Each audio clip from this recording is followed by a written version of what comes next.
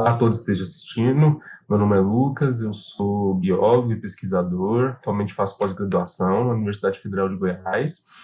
E hoje eu queria, participar aqui do congresso. Agradeço aos organizadores, a comissão organizadora que me convidou, que me permitiu poder dar essa palestra aqui para vocês, no nosso terceiro Congresso Nacional de Citologia, Genética e Biologia Molecular, nosso congresso online.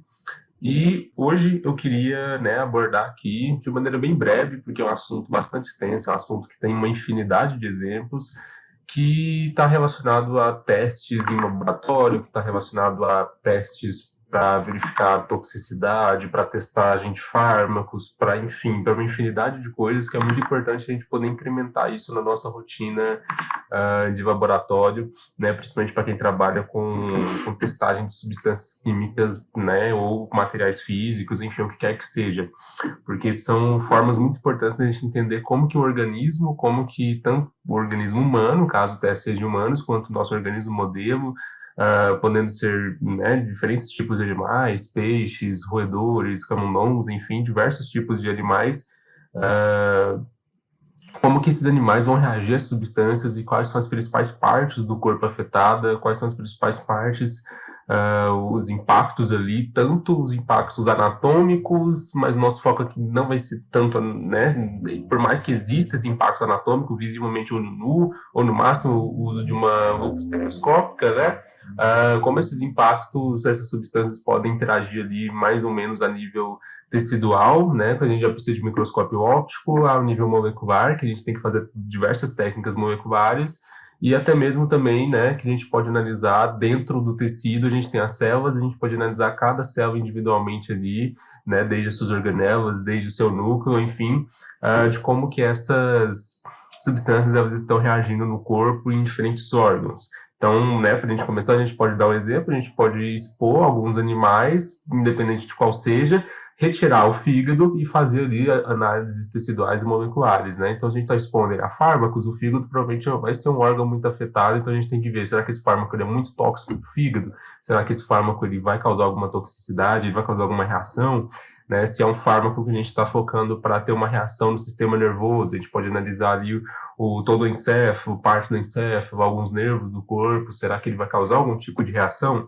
E a gente tem que verificar isso em diferentes âmbitos, Por isso que o meu tema, de abordagem aqui hoje são os biomarcadores teciduais e moleculares, que é uma abordagem multidisciplinar em ciências biológicas. Por que a gente tem que verificar isso em diferentes âmbitos? Tudo que acontece a nível tecidual provavelmente teve uma alteração molecular. Então, a gente tem que verificar esses dois.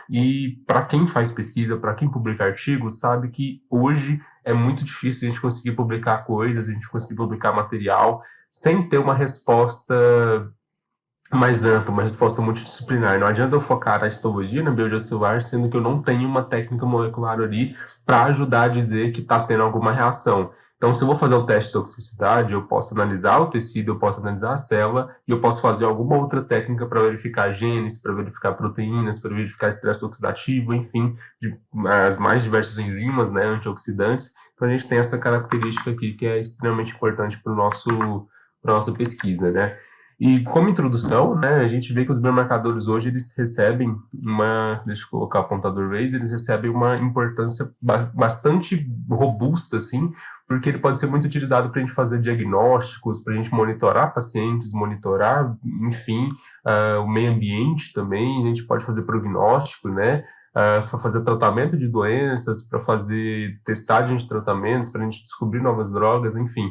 Então, a gente tem essa característica que os biomarcadores eles são essenciais para todo tipo de pesquisa que envolva desde desenvolvimento de vacinas a testes ali de agrotóxicos, enfim, o que quer que seja, para a gente poder verificar. Praticamente nenhuma substância é lançada para a população, ela é produzida em larga escala sem testes antes, e os biomarcadores são formas que a gente vai testar isso e verificar mudanças.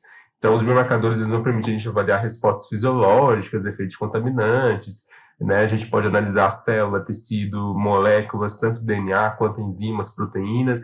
Ele vai facilitar o diagnóstico, enfim, e a gente vai integrar diversas áreas como ecotoxicologia, genética, biotecnologia, enfim, diversas outras áreas.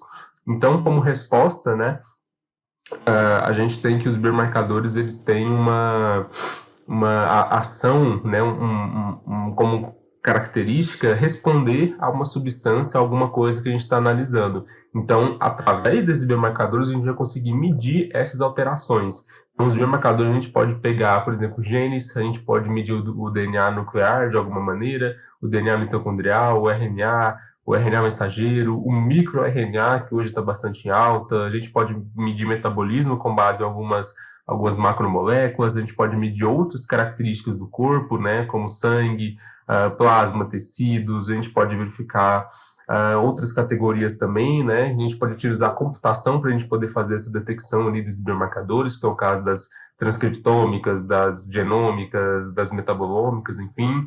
E a gente também consegue avaliar proteínas e anticorpos, né? Que são extremamente importantes para a gente poder verificar isso.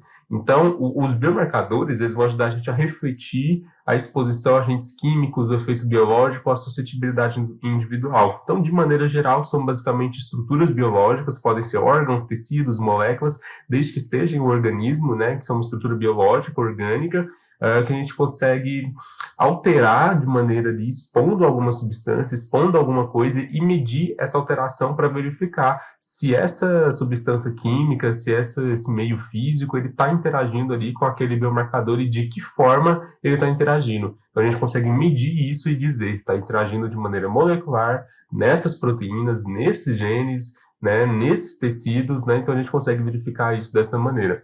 Então é bastante interessante a gente poder entender e estudar esses biomarcadores, porque eles são bastante utilizados ali desde o desenvolvimento da base inicial do fármaco até, enfim, a base, até a publicação ali, né, enfim, para a população. Então aqui é só um exemplo, né, de que são biomarcadores, né, a gente tem um artigo aqui que eles, né, eu trabalho com peixes, então tem bastante coisa sobre peixes, porque são animais muito utilizados para isso, porque se a gente pegar o meio ambiente, os peixes são um dos primeiros animais a serem afetados por diversos agrotóxicos, por diversos medicamentos que são jogados na água, por diversos alimentos, decomposição, lixo, microplástico, enfim. A gente tem uma infinidade de coisas aqui que os peixes são os primeiros a serem afetados. Então, de trabalho, os peixes vão ter muita coisa sobre biomarcadores. Então, aqui eles analisaram de maneira morfológica e bioquímica, né, o biomarcador, que são, no caso aqui, GILs, né, que são as brânquias, né, há um novo inseticida aqui, flavonoide. Então, a gente tem essa característica aqui, né, que eles pegaram, fizeram uma histopatologia das brânquias dos animais, as lâminas aqui bem bonitas, né, bem interessantes, corados por meio de azul de toloidina, e eles verificaram a histopatologia. Então, as brânquias aqui foram o meu biomarcador para a gente verificar a análise histológica, análise morfológica, e eles também fizeram um estresse oxidativo, né, então verificaram ali principais enzimas ali que estão no estresse oxidativo, como catalase, superóxido dismutase, enfim, GPX, GST, GSH, enfim, as diversas ali enzimas estão relacionadas ao estresse oxidativo para verificar. Então, as brânquias foram o meu biomarcador, o biomarcador aqui destes autores aqui que publicaram esse trabalho incrível, né? Então foram o biomarcador e com base nesse biomarcador eles vão conseguir entender qual que é o efeito desse flavonoide methanoinsecticide nas brânquias, né? Verificar qual que é o efeito, qual que é a característica. Então a gente fez uma análise ali das brânquias, que foi o meu órgão alvo, né? A minha estrutura alvo ali dos peixes, né? Do peixe neotropical que eles expuseram aqui e fizeram a análise ali dos biomarcadores morfológicos e bioquímicos nessas brânquias aqui. Então esse aqui é o meu órgão-alvo, que é o meu biomarcador principal, e aqui eles fizeram análise bioquímica e morfológica para verificar qual que é a resposta que esse biomarcador vai dar para essa exposição aqui.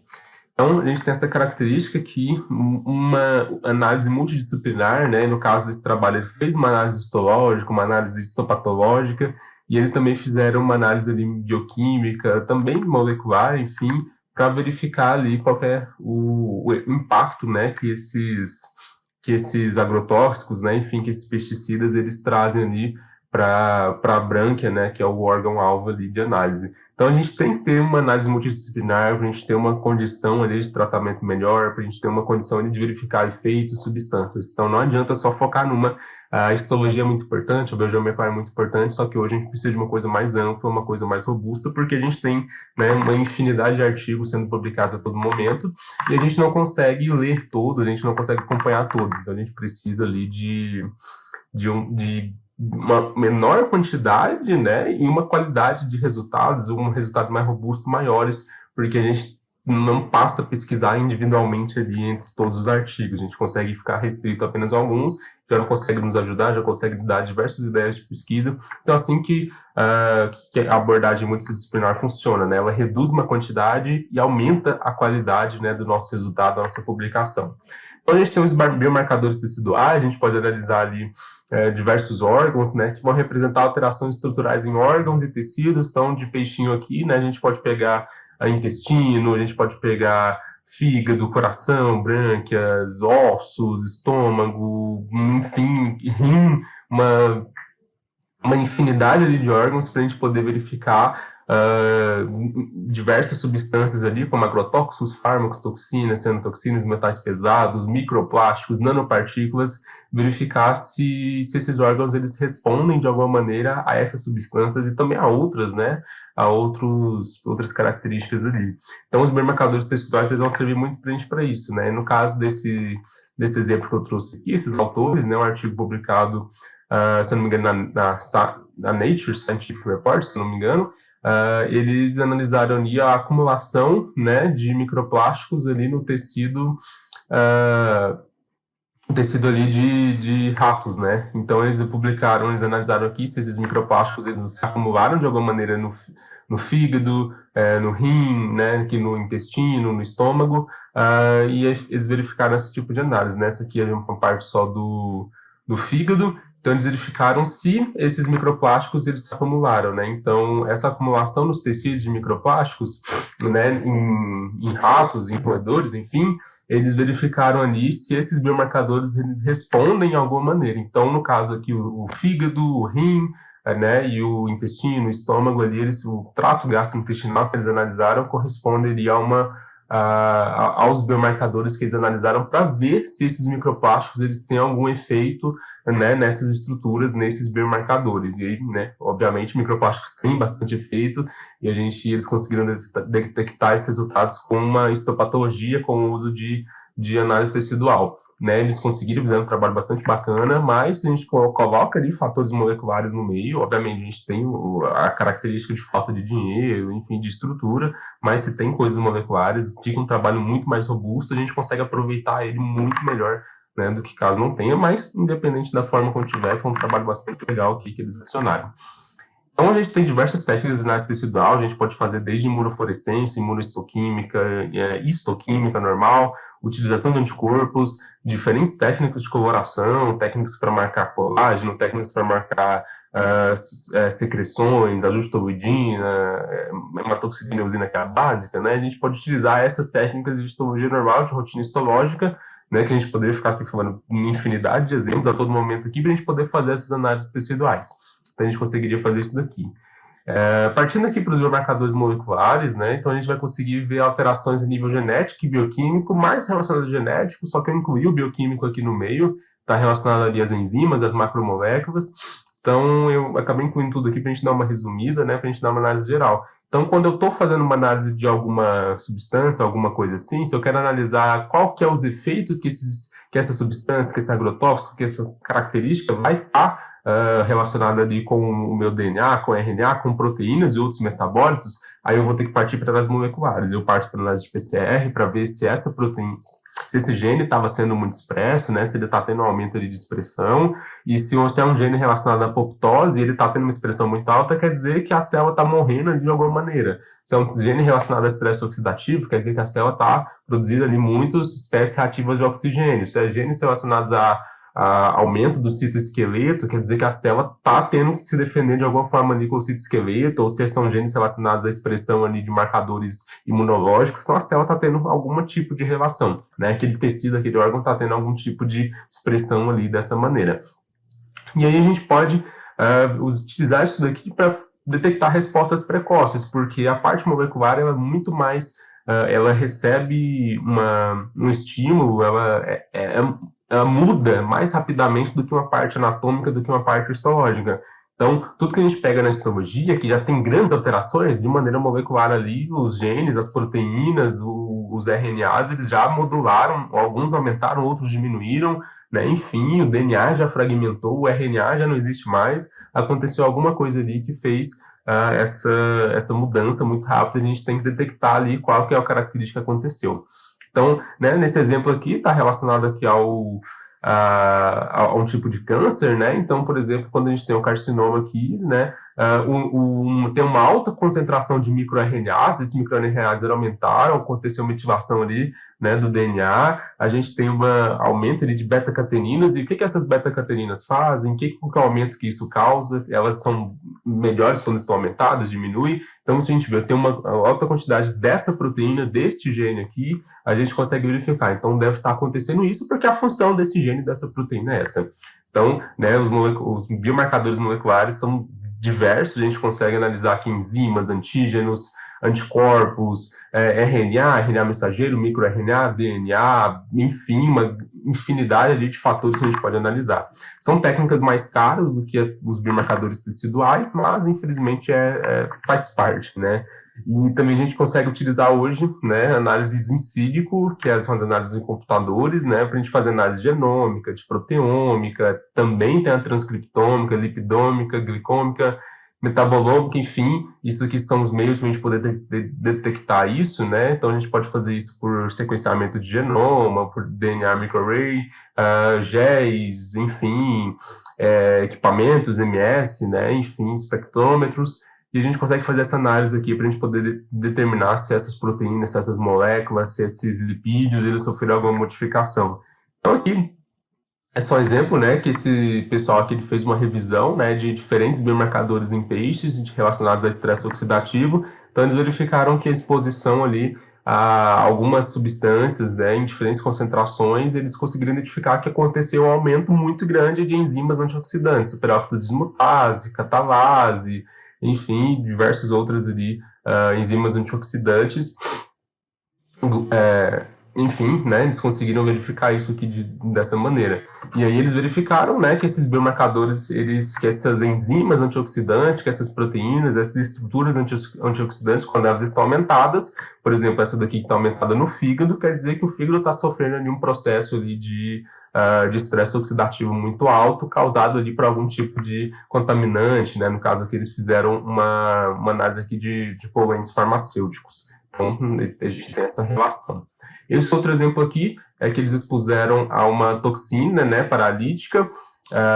Essa toxina, expuseram esses peixes neotropicais a essa toxina e analisaram ali diferentes biomarcadores, né? No caso aqui, eles pegaram aqui diversas enzimas antioxidantes, as mais clássicas que a gente tem, né? Também fizeram ali de acetilcolina, né? Acetilcolina transferase. Então, eles fizeram essa análise ali e conseguiram verificar colinasterase, né, perdão, acetilcolinasterase. Então eles fizeram essas análises e conseguiram verificar que diferentes grupos expostos a diferentes substâncias, a diferentes tempos, tem uma mudança maior ali dessas enzimas, dessas proteínas antioxidantes, né, a atividade da catalase, a atividade da glutationa peroxidase, enfim, da superóxido de dismutase, ela variou. Então, neste caso, essa análise aqui desses biomarcadores, ela serviu para verificar ali estresse oxidativo. Então, a gente também tem outro exemplo aqui, né, enfim, que a gente utilizar biomarcadores moleculares é muito importante para o ecossistema aquático, né, para a gente entender o meio ambiente aquático.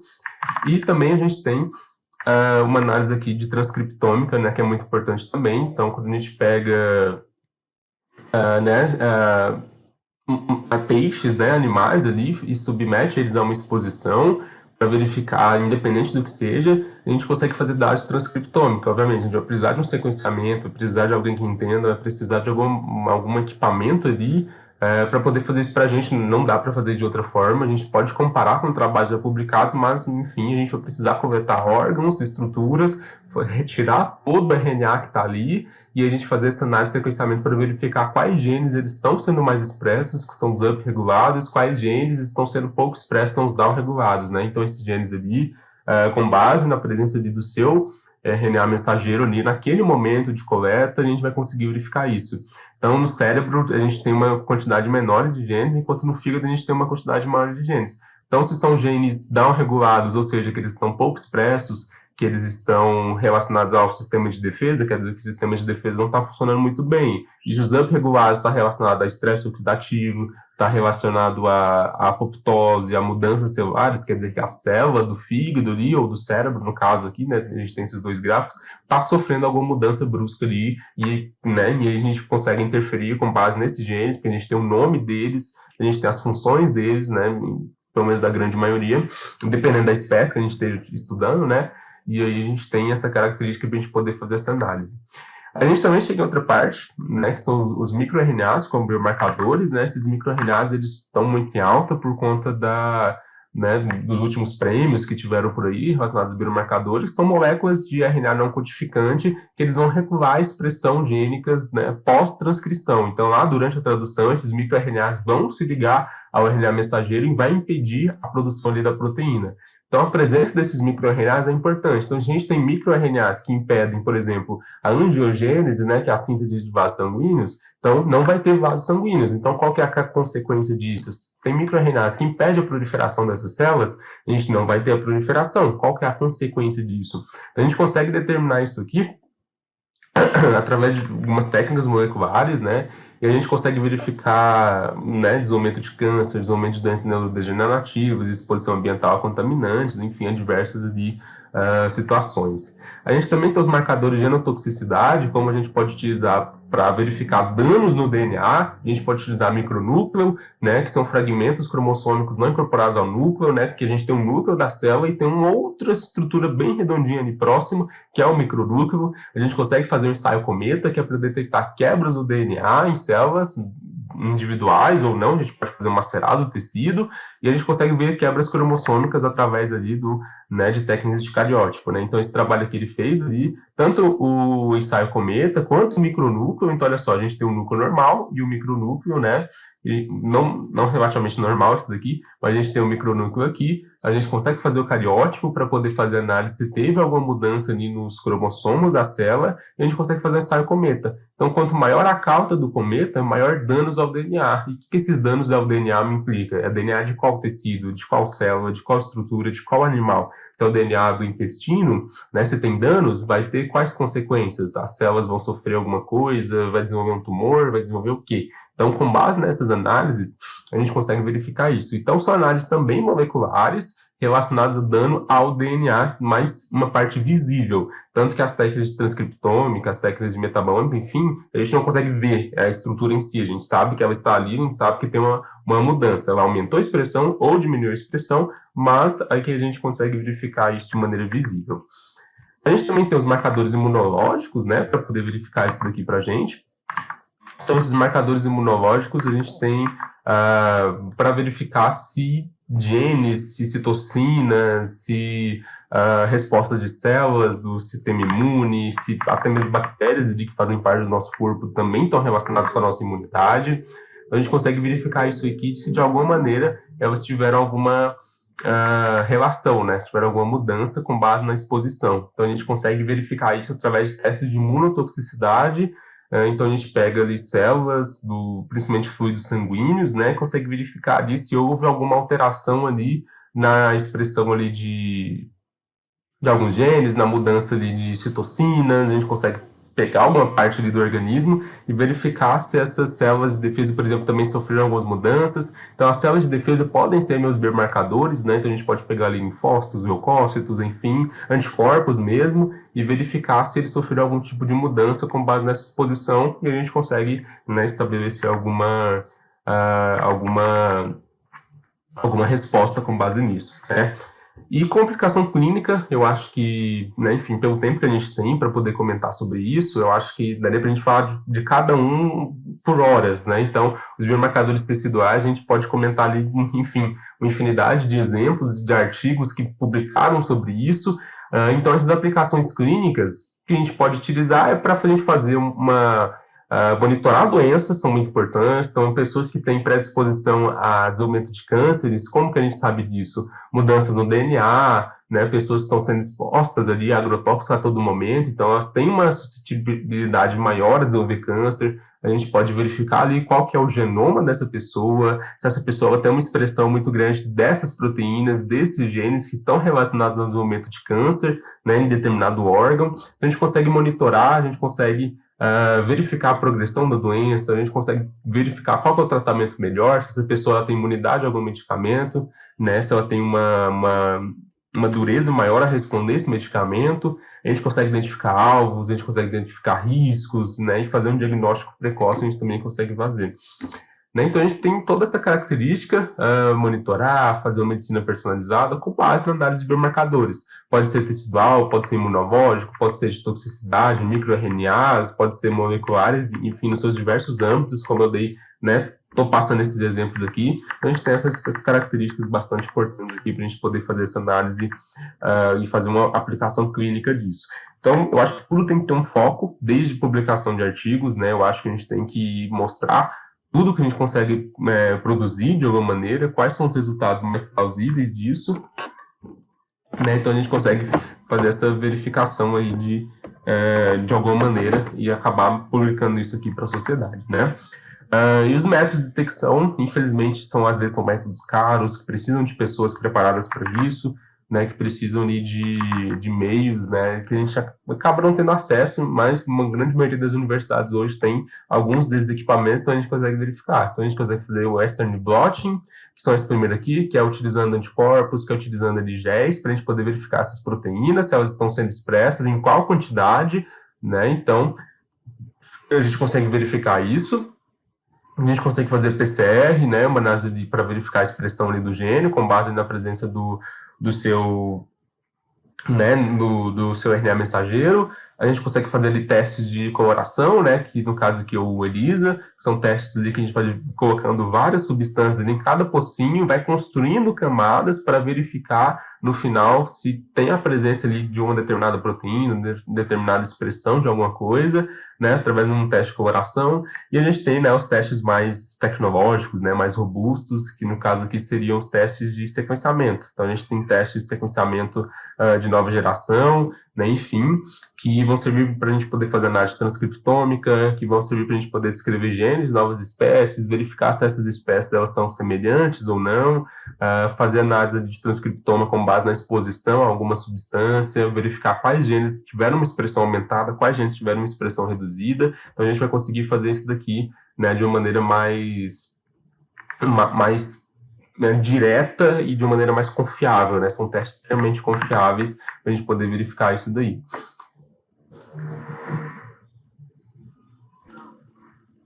Então, né, a gente conseguiu verificar que existe uma infinidade de métodos, enfim, de diferentes preços, diferentes características que a gente tem que levar em conta na hora de a gente fazer a metodologia do trabalho, né? Então, todas essas características, né, eu vou acabar voltando um pouquinho aqui, todas essas características aqui de biomarcadores, tanto teciduais, que a gente pode analisar órgãos, como moleculares, genes, proteínas, enzimas, né, que é um tipo de proteína, todas essas características, DNA e tudo mais, a gente vai ter que pensar muito bem nisso na hora de desenvolver a metodologia do trabalho. Se eu vou expor roedores, ratos, camundongos, coelhos, insetos, o que quer que seja, girinos, tem bastante trabalho com girinos hoje, principalmente no meio aquático, né, óbvio, mas principalmente relacionado também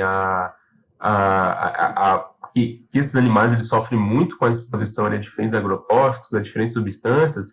Se eu vou fazer uma exposição deles, eu tenho que verificar o que eu vou fazer com isso, o que eu vou coletar. Se eu vou coletar um peixinho lá de um ambiente natural que está poluído, o que tem nessa água que está causando danos, pode causar danos, né? Então, eu tenho que fazer análise da água, eu tenho que verificar as substâncias na água, eu tenho que verificar as características da água, eu tenho que verificar a profundidade que eu vou coletar, tem que estar tudo padronizado para depois fazer análise ali dos biomarcadores. Quais são os biomarcadores? Se eu estou num laboratório que é especialista em tudo, né, em todas as características, Então, vamos coletar todos os órgãos ali e cada um processa um pouco. Vamos pegar o fígado, que é um dos primeiros afetados. Fígados e brânquias, né, desses animais são os primeiros a serem afetados, porque estão em contato ali direto com as brânquias com a água, né, por conta da respiração, e o fígado ali também por conta da limpeza ali do organismo, né, enfim, da toxicidade das coisas. Então, vamos analisar esses dois biomarcadores. Então, se a gente vai analisar o que de cada um? Vamos fazer uma microscopia de luz para verificar a histopatologia, então é o nosso biomarcador tecidual estabelecido. Vamos fazer uma análise molecular, um PCR, para verificar se esse gene que está relacionado à apoptose está aumentado. Então, beleza, a gente consegue verificar isso. A gente precisa do grupo controle, diferentes grupos de tratamentos, enfim, acho que é uma coisa que todo mundo sabe, né, está relacionado. E aí, do fígado, eles vão fazer uma análise transcriptômica e uma análise histopatológica. Então, a gente vai, na análise transcriptômica, a gente vai verificar quais genes, quais RNAs mensageiros estão mais expressos, estão mais produzidos ali, né? Então, a gente vai verificar se essa célula está tendo uma resposta a essa determinada substância, quais são os genes que estão relacionados com isso. Então, a gente consegue verificar, esse é o nosso biomarcador molecular, então a gente está utilizando o fígado, que é o nosso órgão-alvo ali, para verificar se ele é ele vai sofrer muitas alterações com base nisso, né, com base nessa exposição. Então, é muito importante a gente estar tendo uma metodologia bastante descrita, bastante estruturada, para evitar problemas, porque dependendo da forma que a gente coletar esse material, a gente não vai conseguir processar ele depois para determinado local. Então, se eu quero fazer blotting, eu preciso congelar ele de alguma maneira, fazer um congelamento direto. Se eu quero fazer histologia, tem que ser no formal. Aí depois já não dá para aproveitar para microscopia eletrônica, por exemplo. Então a gente tem que fazer uma análise ali diversa, né? A gente tem que tá tudo planejado para a gente ter abordagem, né, multidisciplinar. Então, quando eu falo dessa vantagem da abordagem multidisciplinar, a minha estratégia principal é perguntar por que eu vou analisar esse biomarcador, o que eu vou medir nele, né? O que eu vou fazer com ele. Quando eu vou utilizar ele? Vai ser a primeira resposta ali do meu artigo, né? Outros vão ser analisados, né? Quem que é o meu biomarcador? São animais? São órgãos de pessoas, de animais, de biópsias, enfim, de pessoas? O que vai ser, né, o meu resultado? E como que eu vou fazer isso? Então, a gente tem que seguir um padrão para a gente poder analisar isso, porque se eu pego o biomarcador intestinal de algum animal, o que eu vou fazer com esse intestino, né? Qual que é o meu objetivo? Se eu expus ele a um agrotóxico extremamente, né, que tem uma mortalidade muito alta, mas sobreviveu. E esse intestino ele vai ter que tipo de alteração? Eu vou analisar ele de que maneira? Eu vou medir essas alterações de que maneira? Porque o biomarcador é isso. São estruturas biológicas que a gente consegue medir e verificar os impactos que aquela substância, verificar os impactos que aquele material ele causou ali no nosso organismo, no nosso animal modelo que a gente está utilizando ali, enfim, no nosso ambiente laboratorial. O que essas substâncias marcaram? Quando eu falo de uma abordagem multidisciplinar, que é um foco muito importante que a gente tem que ter hoje, a gente tem que combinar diferentes tipos de análise para deixar os resultados mais robustos. A gente tem que ter uma ampla aplicabilidade disso, tanto no meio de saúde, quanto no meio ambiente, porque o meio ambiente é o principal afetado por toda essa exposição que a gente está fazendo. A gente tem poluição do ar, da água, do solo, as plantas absorvem, os animais se alimentam das plantas, né? Enfim, os animais eles acabam falecendo ali, acabam morrendo ali nesse ambiente, libera esse monte de substância, muitas são bioacumuladoras, então a gente vai tendo a biomagnificação trófica ao longo ali da cadeia alimentar, então a gente tem que verificar isso de alguma maneira. Então, quando a gente tem uma abordagem multidisciplinar, a gente tem uma maior sensibilidade e especificidade da nossa resposta. Então, a gente pega o dado de tecido, associa com a molécula e a gente consegue fechar esse biomarcador extremamente de uma maneira extremamente robusta, de uma maneira extremamente completa. Então, a gente consegue ampliar os nossos resultados, as nossas aplicações na biomedicina, na ecotoxicologia, na biotecnologia. Então, eu acho que, com base nisso que eu estou abordando aqui para vocês, a principal relação é o conceito de biomarcador, que é alguma característica biológica, a gente consegue medir e verificar alterações. Pode ser um órgão, e dentro desse órgão a gente vai ter diferentes estruturas que a gente vai avaliar, diferentes características que a gente vai avaliar. A gente tem essa relação, a gente tem que ter em mente qual que é o objetivo disso, qual que é o impacto que isso vai ter. Não adianta eu pegar uma substância que eu sei que afeta o músculo e fazer uma análise ali no cérebro, no olho, na pele, enfim, sendo que ela só vai afetar o músculo. Então, a gente tem que ter esse pensamento também. Por mais que é necessário a gente fazer uma abordagem ampla, se já tem muitos artigos que falam, olha, tem uma capacidade de causar danos musculares e nos outros órgãos a gente achou pouca coisa, a gente achou quase nada. Não tem por que a gente ficar, né, focando tanto nisso. A gente pode fazer uma abordagem. E a gente tem que ter análise molecular também, né, porque ela pode revelar coisas que a histologia, que a análise tecidual não vai revelar para a gente. Então a gente tem que ter essa relação aqui e verificar ali principalmente substâncias novas, verificar ali agrotóxicos, verificar a associação de diversas substâncias. Pode ser que tenha um medicamento que cause danos no coração e seja utilizado para tratar o fígado, e tem outro que faz uma reversão ali, que pode curar ali uma parte ali né, regenerar uma parte ali do coração e impedir danos ao fígado. Enfim, a gente tem uma característica de infinidade de coisas que a gente pode analisar, né? Então, só para a gente fechar, a gente tem um exemplo aqui de abordagem multidisciplinar, que é a exposição de bisfenol A, né, no quitenofarigonum e dela. A gente tem essa característica aqui, que essa aqui é a carpa do limo. Então, a gente tem esse animal. E aí a gente consegue, né, esses pesquisadores aqui, eles fizeram uma análise histopatológica, uma análise bioquímica. Então, eles verificaram aqui no tecido do rim, né, se teve alguma alteração essa exposição de bisfenol A. Então, eles deixaram aqui, né, o grupo controle, o grupo tratado. Então, eles relataram a característica, a mudança histopatológica, e verificaram aqui, né, uma análise aqui de catalase, de peroxidação lipídica, né, dos lipídios, enfim. E verificaram, né, qual que é a relação, se o grupo controle ele tem uma expressão maior, tem uma expressão menor, tem uma quantidade, uma concentração menor aqui dessas enzimas antioxidantes, e eles, com base nisso, eles conseguiram, né, chegar nos resultados. E, além disso, né, eu trouxe outro trabalho aqui que fala sobre a exposição de tilápias do Nilo, que são as tilápias mais comuns que a gente encontra por aqui, a efluentes, né, que são, né, dejetos produzidos ali por indústrias, enfim, esgoto. De maneira geral, esgoto doméstico produzido por indústrias são os piores, né, porque tem uma grande quantidade de substância ali que a gente nem sabe que existe. Então, eles verificaram aqui alguns fatores aqui de necrose, algumas intervacinas, e fizeram ali uma análise de PCR, fizeram ali uma análise bioquímica para verificar ali níveis de catalase, né, de glutationas, enfim, e fizeram essa análise ali de sódio, eles também analisaram, de MDA, que é o melandialdeído. Então, eles fizeram essa análise molecular aqui, tanto da presença de genes, da expressão ali desses genes, com base no RNA, depois eles convertem, fazem o DNA complementar e colocam para PCR, e fizeram análise bioquímica também. Então, a abordagem multidisciplinar é muito importante. Não adianta só eu chegar com os dados histológicos, mas eu não sei o que causou essas mudanças, eu não sei qual que é o impacto molecular, se esse impacto molecular, se essa produção ali de algumas enzimas, de algumas interleucinas, citocinas, enfim, elas podem causar danos em outros órgãos. Então, ter um resultado mais robusto, obviamente, vai depender da estrutura, vai depender do que a gente tiver à disposição. Mas, se a gente tem uma abordagem multidisciplinar, a gente consegue ter um resultado mais robusto, um resultado mais completo e, consequentemente, uma publicação melhor,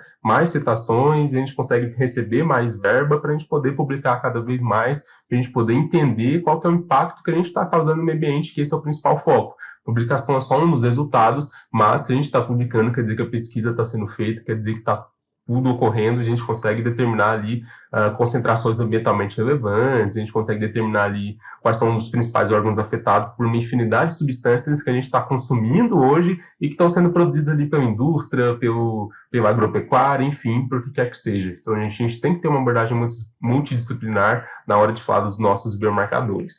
Então, é isso. Agradeço a presença, né? Agradeço quem assistiu até aqui. Muito obrigado. Quem tiver alguma dúvida, alguma sugestão, alguma consideração a me comentar, né? Pode me mandar um e-mail, que eu estou sempre aberto aqui, vou responder todo mundo tranquilamente aqui, e agradeço a presença aqui até o final.